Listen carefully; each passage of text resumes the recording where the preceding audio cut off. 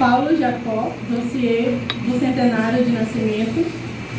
Literafia, o diálogo entre a literatura e a geografia.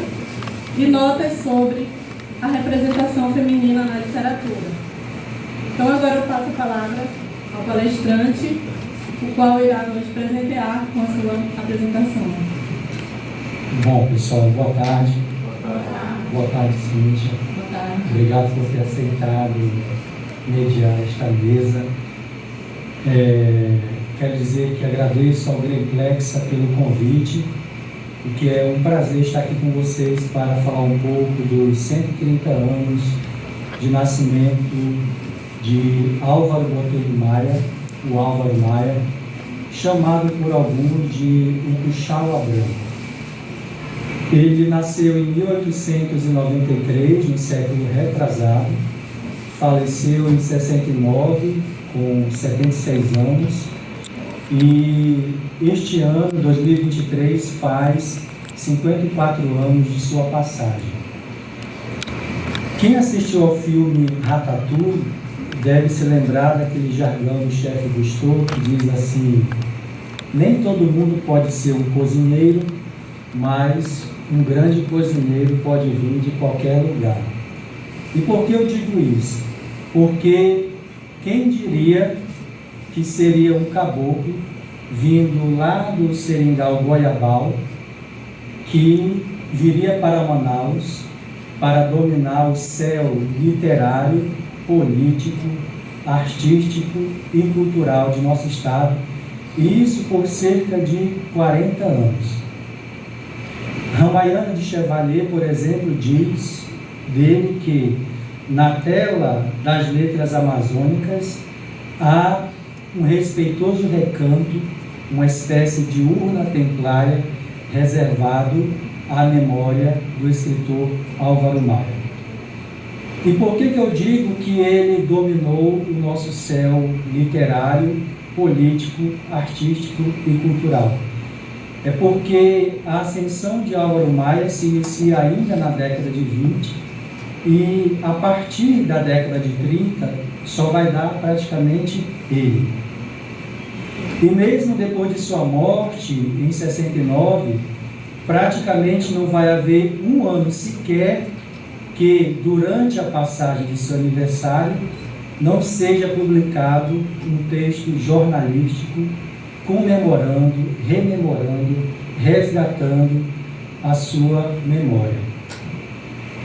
Álvaro Maia foi daquelas pessoas que os antigos chamavam de polímatas, pessoas que dominam diversas áreas, pessoas de múltiplas aprendizagens, cuja personalidade é formada por várias facetas. Eu sei que nós estamos em um evento literário e a nós nos interessa, sobretudo, o Álvaro Maia das letras, da poesia, da prosa, mas é preciso dizer que ele não é farinha somente desse saco. É quase impossível falar da história política de nosso Estado sem passar por ele. E isso nós poderíamos falar de outras áreas como a advocacia, a prosa, a poesia, o jornalismo e até mesmo o misticismo. Existe, para vocês terem uma ideia, um Álvaro Maia que é só do pessoal do direito, porque ele foi advogado e promotor público.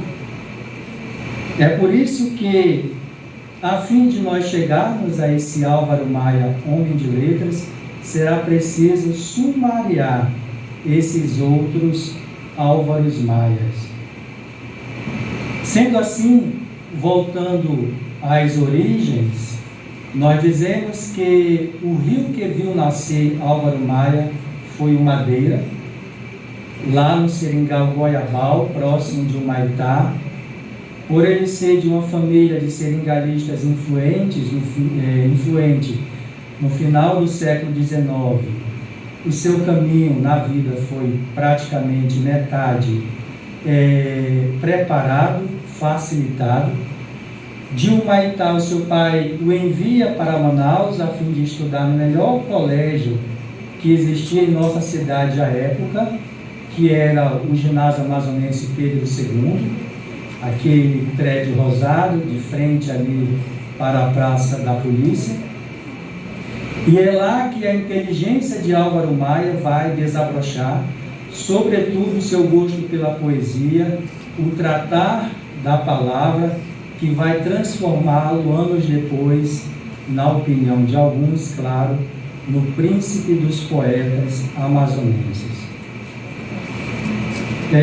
Em 1912, enquanto a economia da borracha no Amazonas ainda era significativa, ele parte para o Rio de Janeiro, tinha então 19 anos, e é daí da cidade maravilhosa que ele vai testemunhar alguns acontecimentos que marcaram o início do século XX, como, por exemplo, o início da Primeira Guerra Mundial e a quebra da economia da borracha no Amazonas. Ele fica no Rio até 1916.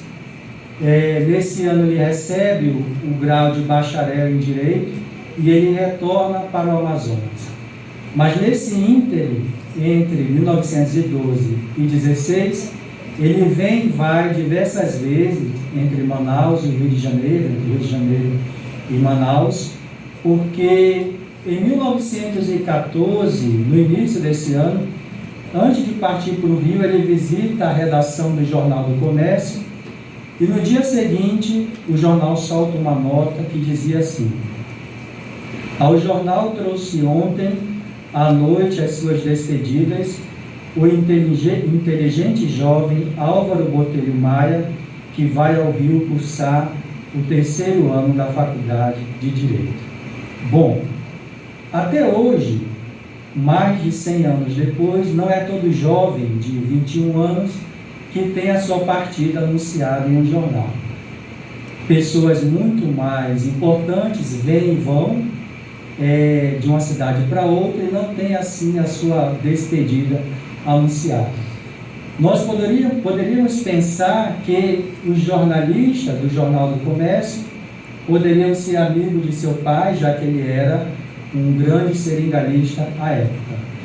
Mas talvez o certo a pensar é que Álvaro Maia já estivesse preparando aí a sua ascensão para a carreira de jornalista. Em 1917, ele já tinha se formado em Direito, então ele ruma para o Amazonas, para a sua terra, e aqui, mal chegando, um promotor de justiça adoece. Não estou querendo dizer que ele trouxe a doença para o promotor, mas que a sorte talvez privilegie os bons, como diz o ditado. E o governador da época, chamado Jonatas Pedrosa, o nomeia para o cargo de promotor de justiça.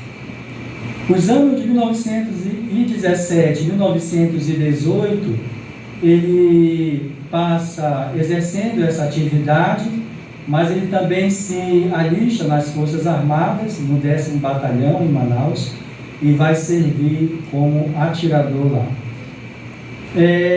Nós poderíamos pensar que ele primeiro ele teve esse privilégio, primeiro cuidar da sua carreira acadêmica, da sua profissão, e depois se alistar. O que ocorre é que até então não existia uma lei que regulamentasse o serviço militar obrigatório. Essa lei surge em 1917 e aí ele tem que cumprir esses anos lá. Uma vez que ele entrou para a política somente em 1930 e depois não saiu mais, durante 39 anos ininterruptos, esses próximos 12 anos que vão de 1918 a 1930 vão ser marcados pela atuação dele em diversas áreas, como, por exemplo, a advocacia, o jornalismo, a educação, pois ele foi professor, e como homem de letras. Quanto à advocacia, é comum nós observarmos ao folhear jornais de época, sobretudo do ano de 1921, vários anúncios do doutor Álvaro Botelho Maia no antigo Almanac Lemert, que era publicado no Rio de Janeiro. É como advogado que ele vai representar o Amazonas no primeiro Congresso Brasileiro de Proteção à Infância, e é também como advogado que ele vai fazer alguns bicos para a Secretaria de Porto Velho.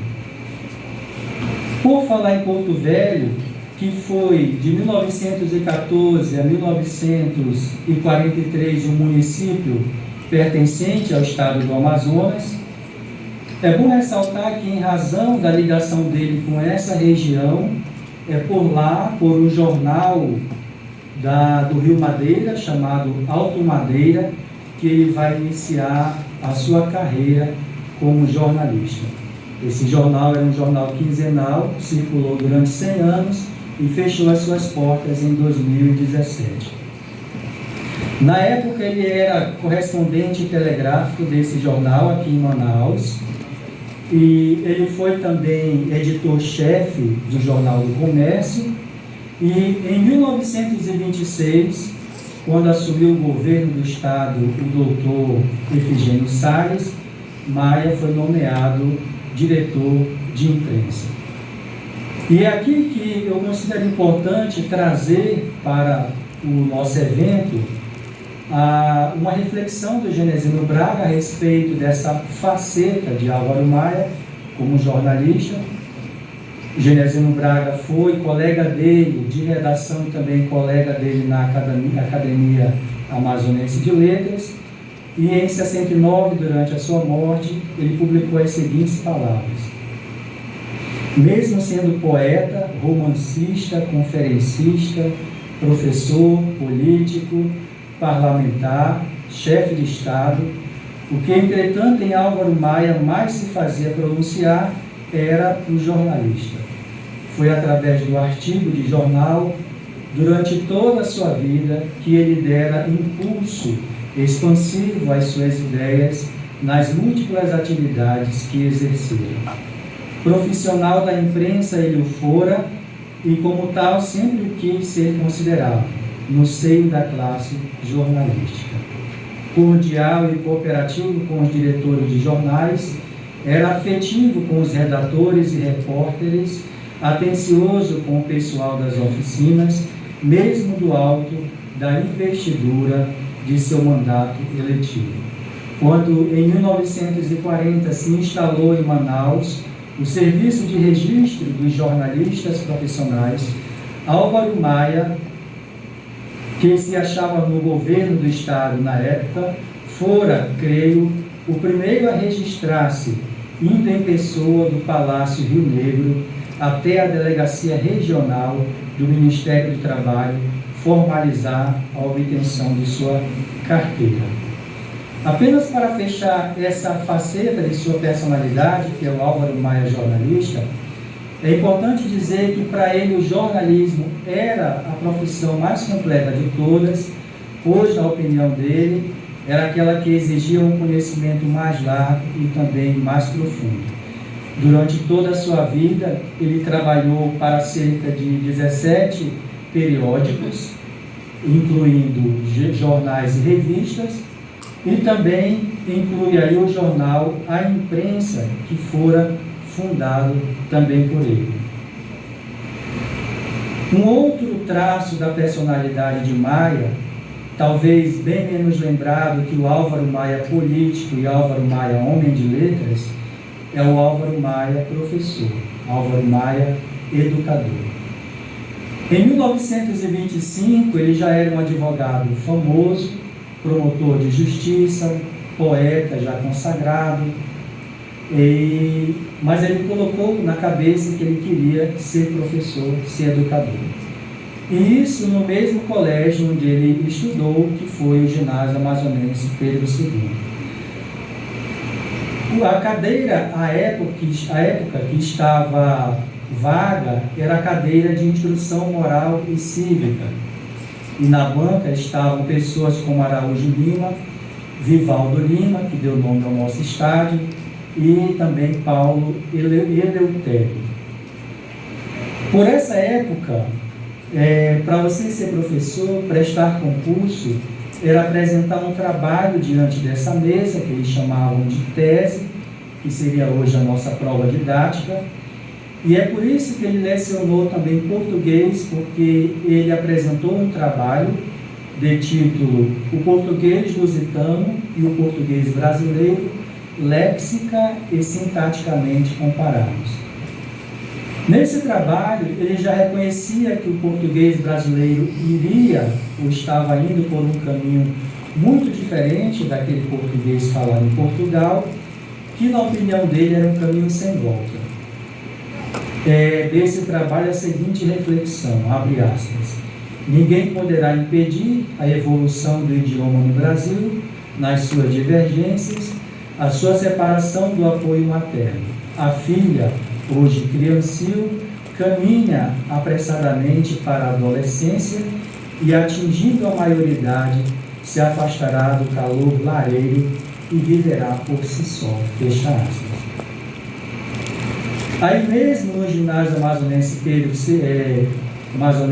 II, já professor, não foram poucas as vezes que se teve também a oportunidade de visualizar uma nova faceta da personalidade dele, que foi o Álvaro Maia, orador. A cada evento realizado, a cada início de ano letivo iniciado, a cada inauguração, dizem alguns, lá ia ele, sempre se trajando de branco, burilando a palavra e exercendo a retórica. Existe um trecho de um discurso muito famoso dele que diz o seguinte: a Juricaba morreu há 2 séculos, mas a sua lembrança, como a de todos os heróis, perfuma e ilumina os lugares que pervagou. Alvorece definitivamente para nós todos, em halos esplendorosos, é a mais bela figura de nossa história primitiva e corporifica as 2 maiores lendas regionais. Viveu em batalhas como as Amazonas e buscou as águas como as Iaras.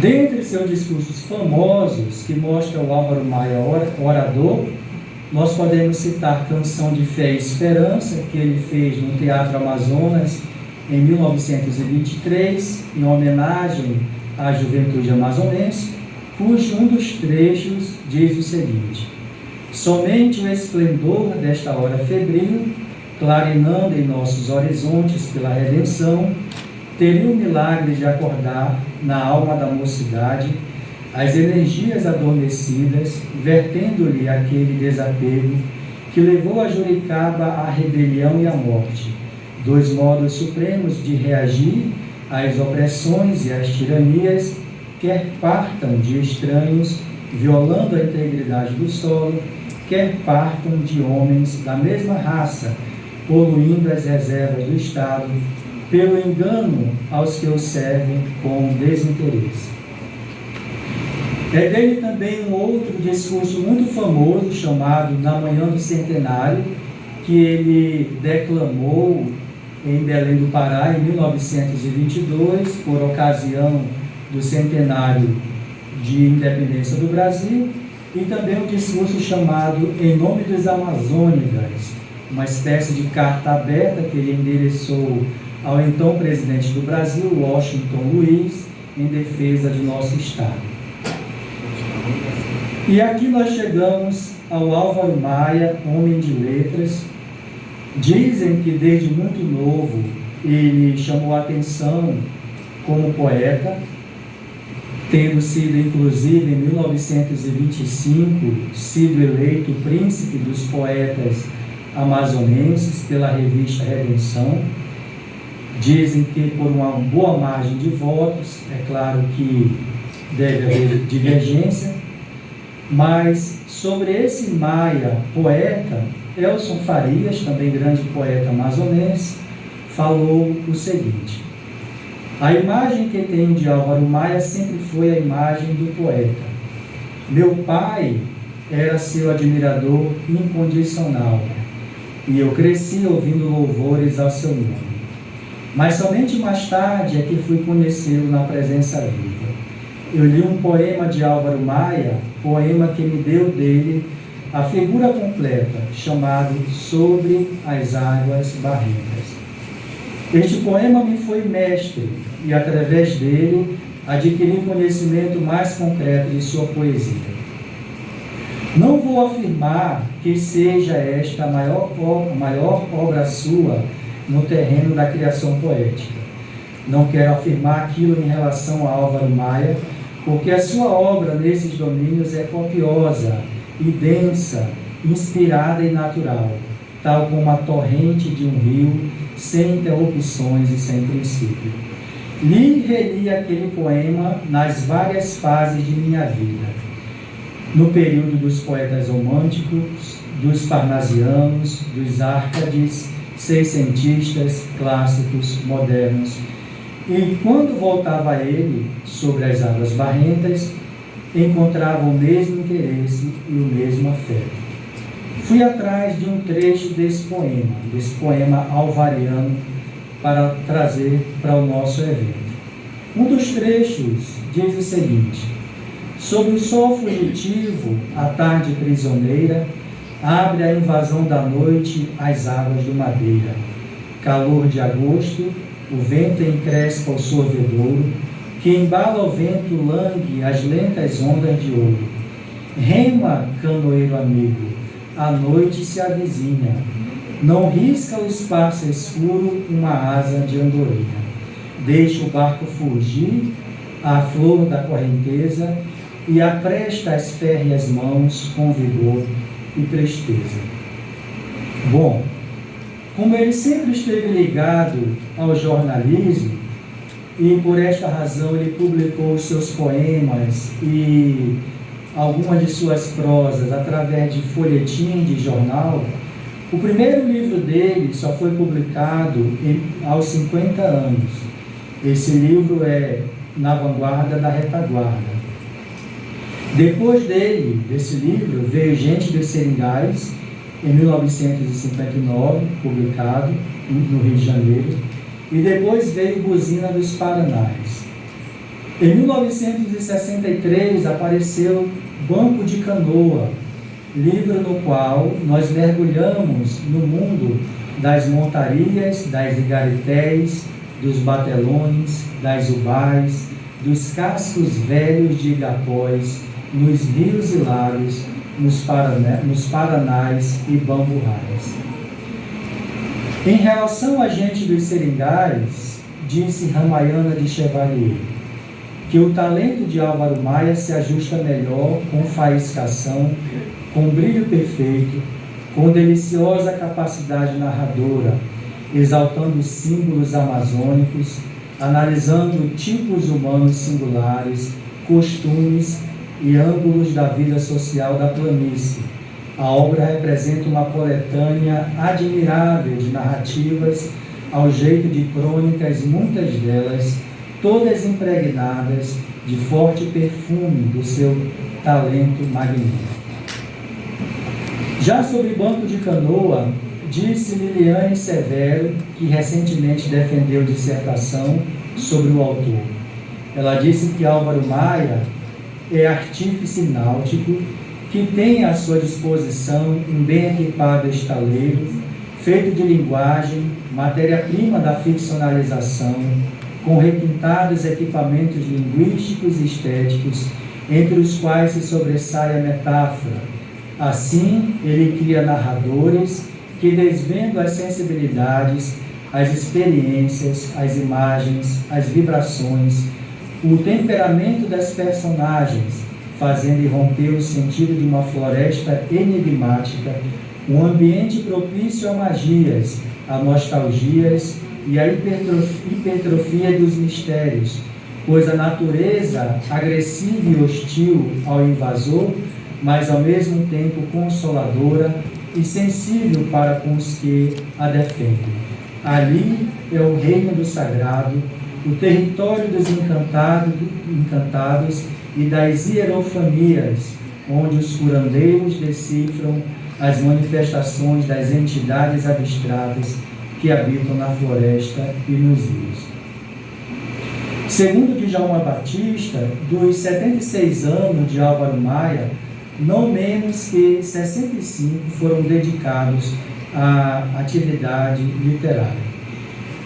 Mas o que talvez mais nos chame a atenção quando nós olhamos para o Álvaro Maia, homem de letras, é o fato de ele ter sido um dos 40 fundadores da Academia Amazonense de Letras em 1918.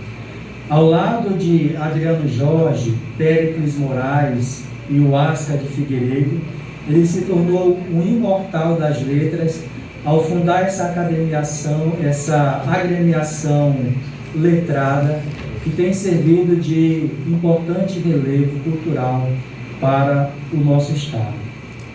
Bom, muita coisa poderia ser dita ainda a respeito do Álvaro Maia, prosador, poeta, estilista, como o fato, por exemplo, de ele ter ido buscar o seu estilo em Euclides da Cunha, sempre acrescentando eloquência filosófica e doçura poética às suas palavras. É tanto que neste trecho que eu vou ler de Canção de Fé e Esperança, a gente pode ver claramente as marcas do autor de Os Sertões.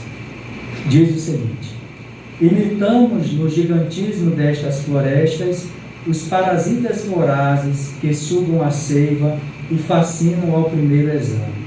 O primeiro óbice ordena a retirada.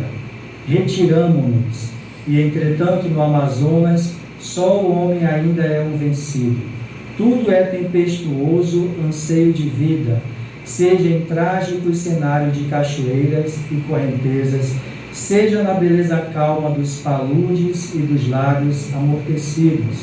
Mas nesses contrastes, em inquietação ou burburinho, em movimento ou beatitude, a natureza é uma forja em eterno labor. Para finalizar as minhas palavras, vou falar um pouco do Álvaro Maia político. Ele foi prefeito de Manaus, deputado, senador, governador do Amazonas, amado por muitos, odiado por muitos também. Ele foi o interventor do Estado Novo no Amazonas de 1930 a 1933, depois ele volta e vai de 35 a 45, e é justamente nesse período que ocorre um dos acontecimentos mais negativos para a sua carreira política e que também mais macularam a sua imagem, que foi a dissolução do Tribunal de Justiça do Amazonas em 1931, onde os desembargadores do tribunal foram demitidos violentamente, segundo alguns jornais de época. Entre os muitos feitos positivos dele, é possível citar a construção do IEA em 1945, quando ele foi governador, instituição essa que tem formado uma gama enorme, inumerável de educadores em nosso estado, e ele também foi presidente da Comissão de Diplomacia do Senado Federal.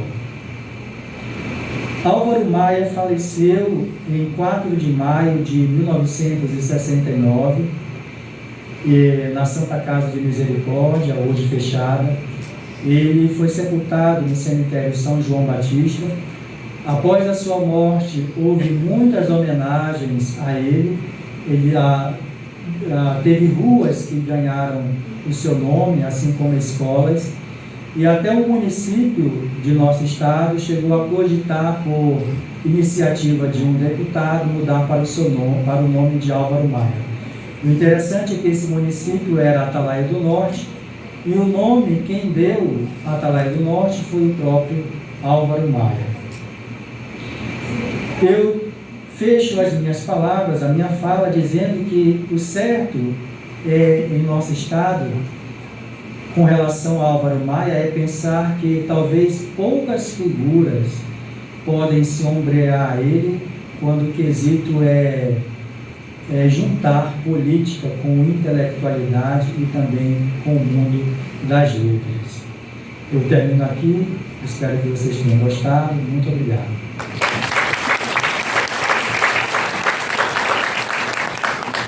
Parabéns pela sua exposição. E esse espaço é destinado a perguntas.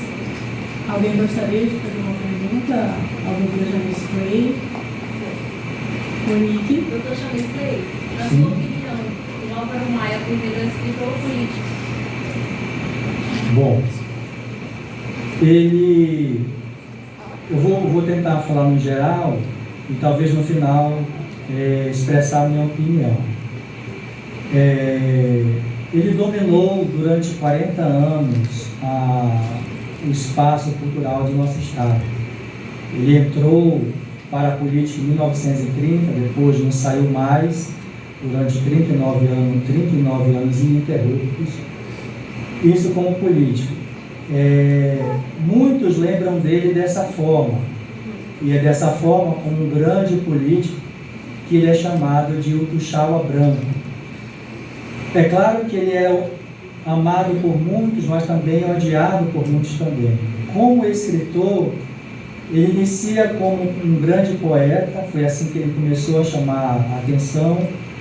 Depois ele começa a publicar vários poemas, sonetos pelos jornais. Se torna também um grande cronista, um grande prosador.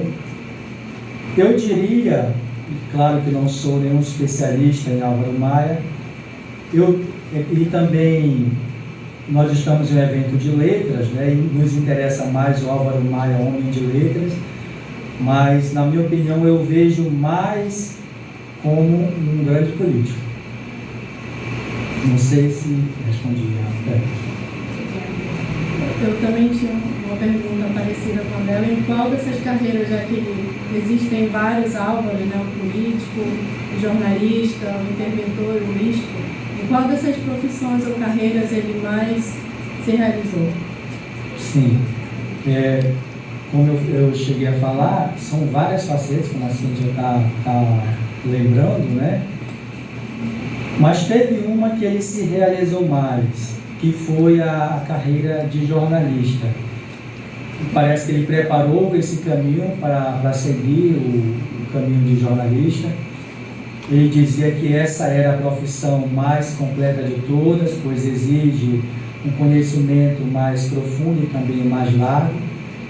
Talvez isso cause um pouquinho de ciúmes em nós, por nós sermos do mundo das letras e estarmos aqui em um evento de letras, mas realmente parece que era essa a profissão que ele mais gostava, aquela na qual ele mais se encontrava, era essa, de jornalismo.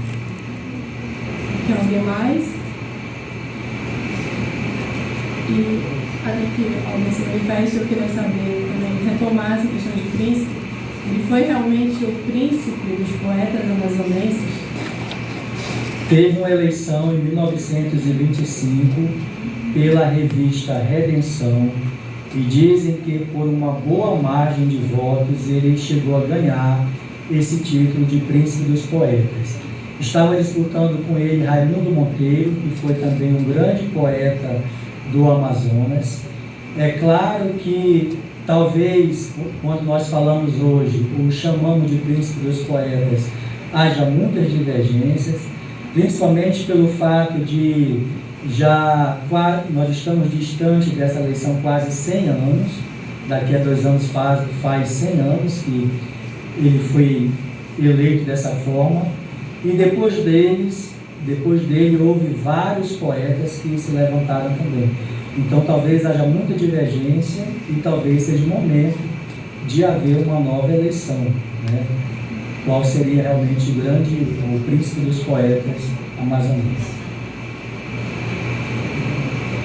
Então, se não houver mais perguntas, Eu queria fazer uma pergunta. fique à vontade.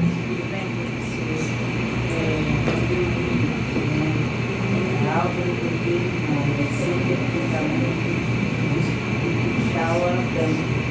E aí, eu não me conheço, claro, ele eu conheci, eu até antes.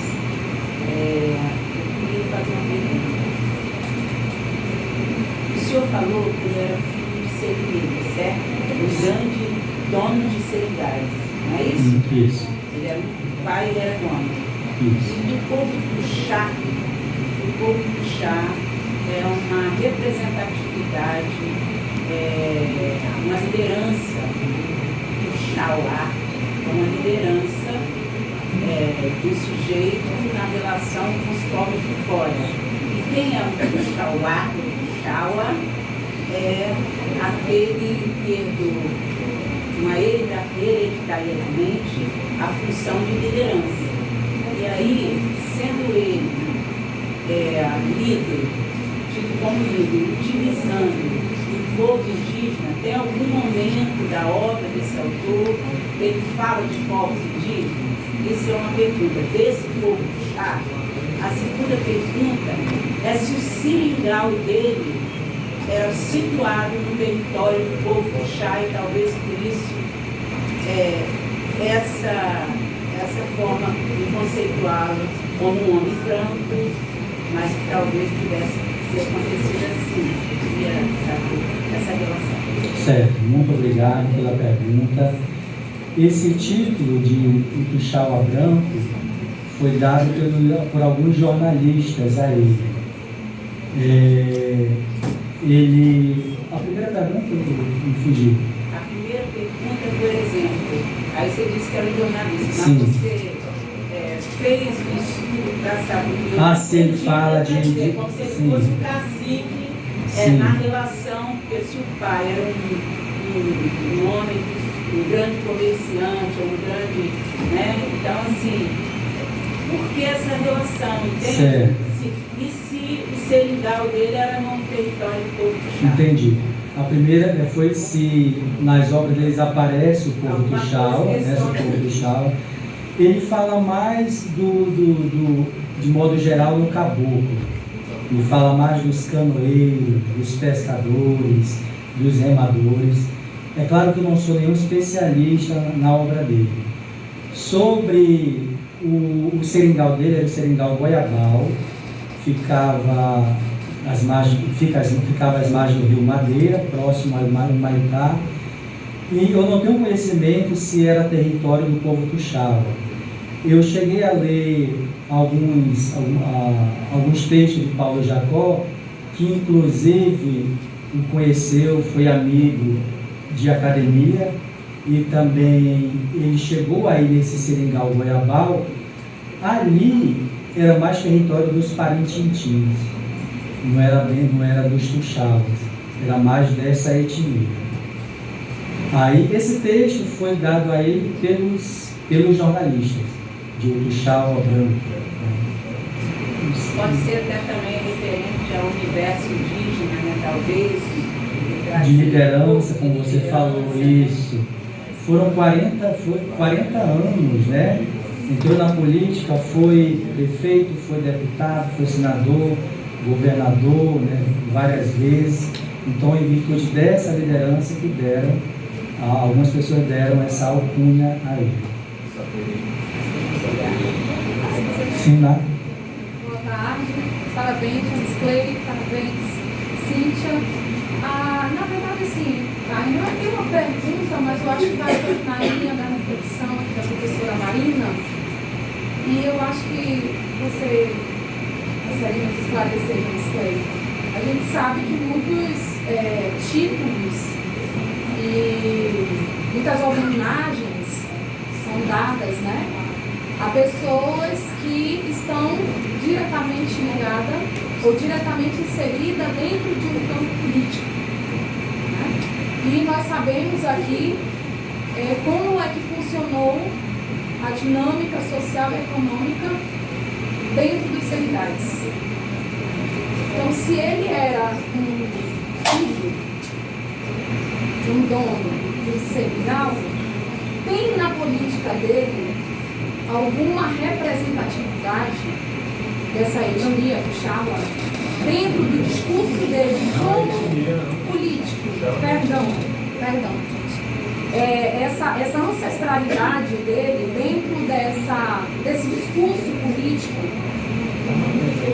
ele traz essa imagem do indígena ou uma imagem representativa, não somente do indígena, mas representativa dentro dos seringais, como os seringueiros, por exemplo, mesmo sabendo que em sua maioria, no primeiro período de colonização, eram principalmente os nordestinos que faziam essa função. Então, se ele teve um destaque na sua visão, mas dentro do campo da política, esse destaque está relacionado com essas questões? É nesse sentido? Eu sei. Obrigado pela pergunta. Realmente ele fala mais nesse geral, como eu falei, do caboclo, dos nordestinos que colonizaram os rios amazônicos. A gente fala do Madeira, mas eu sou do Purus, por exemplo, e foram os nordestinos que colonizaram, né? Ele fala mais dos seringueiros, dos canoeiros, né? Daquele tipo amazônico dos rios, do ribeirinho. Cheguei a ler alguns textos dele e não encontrei essa relação, o que ele fala do Tuxaua, né? Que, como foi bem lembrado, não é uma etnia, é uma liderança, né? Seria uma espécie de cacique, de líder, né? E foram o jornalismo, categoria a qual ele pertencia, que deu esse nome a ele em virtude da liderança política que ele exerceu durante muito tempo. Então, assim, respondendo à tua pergunta, nos textos literários dele, eu não saberia dizer. Talvez tenha, não é de conhecimento meu. Obrigada. Obrigada, professor. Mais alguém?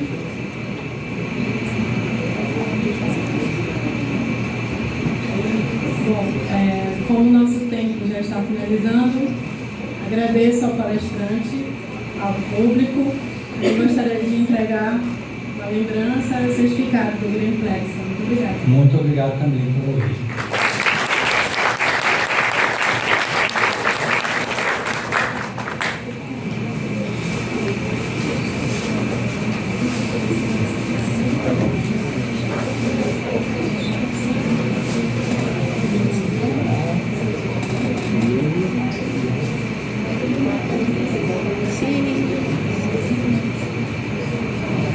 Foi.